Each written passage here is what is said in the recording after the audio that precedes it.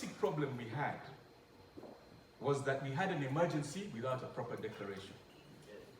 There was a de facto emergency, but they refused and or failed to declare an emergency under the law. So that is the basic problem. Because with these declarations, of course, you know, you say it's an emergency, you operate as if it's an emergency, but you're not bound by the conditions of the emergency. Because if there is a properly, formally, legally declared emergency, there are certain things which have to be done. There are certain things that you have to report to. There's an accountability mechanism built into an emergency to make sure that you don't normalize the emergency. Now that, for me, was the basic problem with these presidential directives, that number one, the framework within which they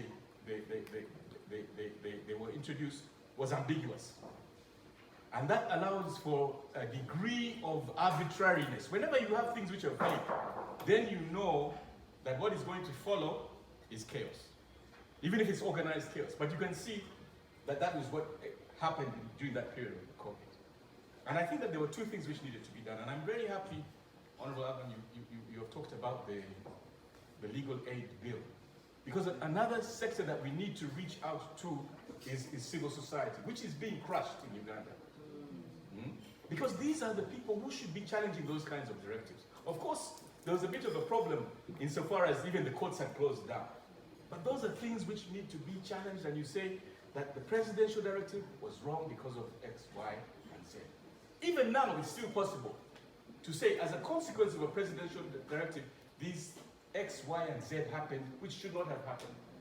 And to say that there must be some compensation, there must be some redress, there must be some mechanism to do what? To address that anomaly. So I think you're very, very right.